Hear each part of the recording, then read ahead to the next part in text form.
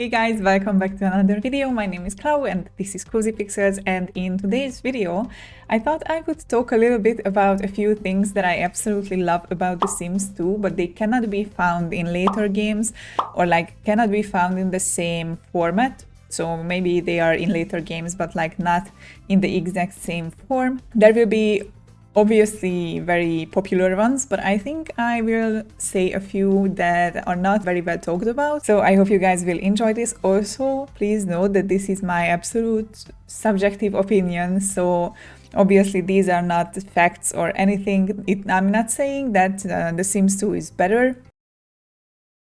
I wanted to list a few things that I like about these games, and maybe I would hope that they return to the series one day. So the first thing on my list is a very popular and very obvious one. It's the memory system, and this is already one that is in later games. I think there are memories in The Sims 3 and maybe in The Sims 4 even, I can't really say, but I think I remember there being memories. But in The Sims 2, if you haven't played, but I guess you played The Sims 2 if you are here on this channel, The Sims 2 has memories as kind of a little list of things that happened to your Sims, and their little memorable events throughout their lives with little fun icons and fun descriptions and so on and so forth. Every time something happens to your Sim that they consider memorable, for example, having a new pet, getting married, getting engaged, having a fire in your house, joining college, getting an A. These little memories will automatically get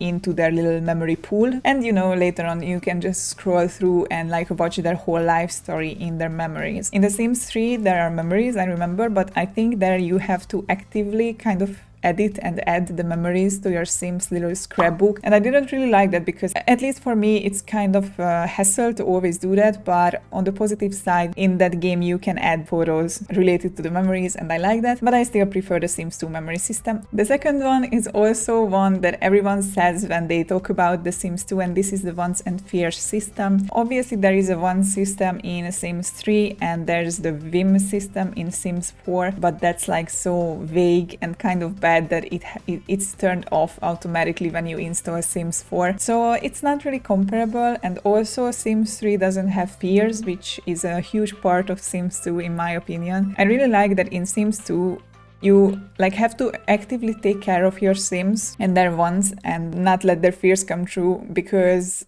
otherwise they will go into aspiration failure and their mood will decrease and the Sim shrink will have to visit them. And I really like the aspect of the game because it makes it, I don't know if it makes it more realistic, but I can kind of relate more to my Sims when they are having a mental breakdown every other day. But yeah, it just gives a little challenge and a little depth to the game, because I usually play my Sims games or my Sims storylines based on my Sims wants. So I only recently figured that when people say want-based gameplay, they mean that everything is decided by the Sims wants, and I don't do that. I don't only command my children to do their homework when they roll a want to do the homework, but for example in romantic relationships and stuff like that, I kind of try to follow the Sims wants and their pursuit of life. Oftentimes if they don't roll engagement or marriage wants, I just don't make them engaged to anyone. So I really like to shape my stories based on the Sims' little personalities, and I think in the Sims 2 they really have unique personalities, and it's so weird because there are no official traits in the Sims 2. When in Create a Sim you can distribute the points. Those are traits, that's 6 traits for you, and I don't understand why they took that away from the Sims 4 and only gives us 3 slots for traits, which are not even, they don't really affect anything in the game other than the moodlets. But yeah, so I really like the wants and fears system. I think it's really what makes this game so good for me, that I can just, follow my little Sims and try to accomplish their wants and, protect them from their fears. So I really like this feature, and I really wish the fears would come back in later games. The third one is one that I don't see so many people talk about, so maybe this is an unpopular or weird opinion, I don't know, but I really miss the subhood system from The Sims 2. I really like that you can just kind of join these different types of subhoods to your main neighborhood, and I think it's really helpful when you want to create a kind of diverse atmosphere with the same town. I think in The Sims 3, this is not a thing because of the open world, obviously, and The Sims 4, it's, you know, kind of solved by your Sims can travel into any world.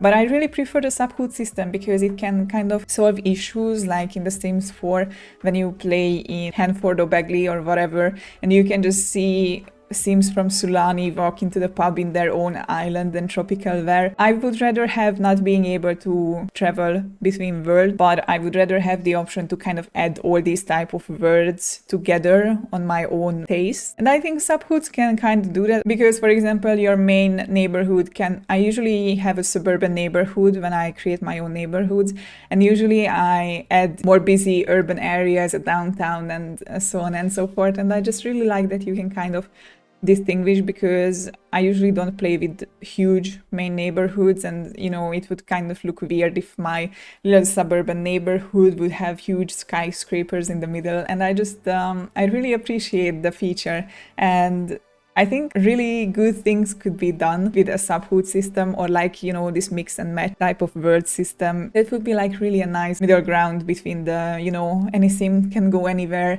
and you cannot go into any other town like it was in The Sims 3. And obviously it's like that in The Sims 2 as well. So for example, originally you couldn't move between Pleasant View and Strange Town. Nowadays, with all the 𝓲𝓵𝓿 versions of the main hoods, it's absolutely possible, and you can play any Uber hood or like mega hood or whatever you want, and I think that's like a really nice opportunity. I don't know, let me know, guys, what is your opinion on these 𝓲𝓵𝓿s, because I don't see many conversation on it, and I think it's like a really nice feature in The Sims 2. The fourth one I want to mention is the aspiration and career rewards, and here I am not entirely sure that they are so different in the later games. But my point is that I like that the aspiration and career rewards are objects. Because I remember later in the game you have aspiration rewards with like moodlets, and in The Sims 4 like potions, and I don't know, likes cold, likes heat. And I remember, I think ambrosia was an aspiration reward in The Sims 3. But I really like that in The Sims 2 we have like these quirky items that you can buy from aspiration rewards, and like the career rewards are also weird items like the Grim Reaper phone. But they can also be extremely useful, like the educational career reward, the bookshelf, where you can learn anything. I really like that as well. And the aspiration rewards, obviously, lover hot tub, or the weird sunglasses that makes it easier to make friends. I think that's what it does. I only bought it once, and like my Sims put the glass up and it looked so ridiculous that I never bought it again. But of course there's the smart milk, which I find extremely useful with toddlers. So I kind of miss these type of weird and fun objects. I know that in The Sims 4 you have objects as career rewards, but you know, they are mostly like just regular household items, and not like the fingerprint machine in The Sims 2 or like all these weird science things that the Beakers have in their home. I really like how much you can do with these silly items, and I really wish a little bit of quirkiness would come back in later games. And I don't mean like dying from laughter, because that's just stupid. The fifth one I really adore is the neighborhood creation tools. It's completely absent from The Sims 4 because you cannot even edit one tree in the neighborhood. I know there was a word creation tool in The Sims 3 which you could use. I am not entirely sure if that was only for the maps or if you had to create the whole thing in there. I never tried to create my own neighborhood in The Sims 3, so maybe this feature is actually in that game. But I really like how this is presented in The Sims 2, because you know, you don't have to use any external things. You just load up your game, you decide, oh, I want to create a new neighborhood, which is actually pretty common with me. And then, you know, you just choose a terrain, create a name, and it's there, your absolutely blank neighborhood where you can do whatever you want.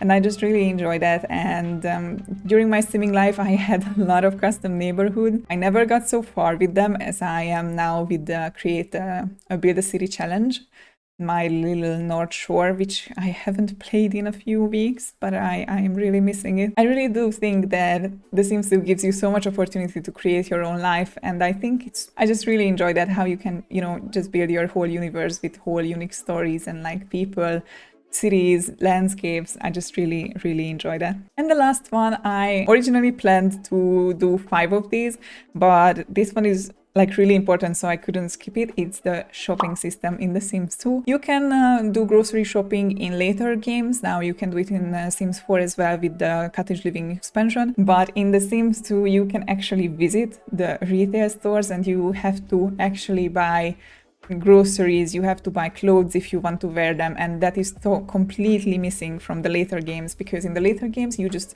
walk to your wardrobe and you have all the list of clothing that you can ever imagine. But in The Sims 2 you actually had to buy dresses, and you had to buy food, and you had to buy video games, and you had to buy magazines, etc. I just really love that idea because it makes the whole experience super immersive for me. And I just really like that if my Sims want to eat, they actually have to go to shop or they have to order groceries just like in real life, because unfortunately I can just walk to my fridge and open it and the food just magically appears and the price just gets deducted from my bank account. I hope in the future that's gonna be a thing, but at the moment it's not really realistic, and I just really like the experience when my Sims get married. I usually send them to buy wedding dresses, and it's just so nice, like being part of that experience for them. And when they have new kids, then the new kids have to have new clothes, and you know, we are just going to a little shopping spree. And when teenagers have to buy their cell phones, because cell phones are not originally given in The Sims 2, and I think that experience is just so immersive, and I miss that so much from the later games. And it also makes running a business much more fun, because you can actually run businesses that you would go into in your everyday life. Let me know, guys, what do you think about these things? What are your favorite things that are not in the later games, or if they are in the later games anyway, just let me know what is your favorite thing about The Sims 2. Thank you so much for watching this video. If you enjoyed it, leave a like, subscribe to the channel if you haven't already. If you want, become a member. More details in the description. Now we are streaming on every Thursday on my YouTube channel, so if you are a member, you can use your emotes and everything on streams as well. So check it out. I will see you in the next one. Bye bye.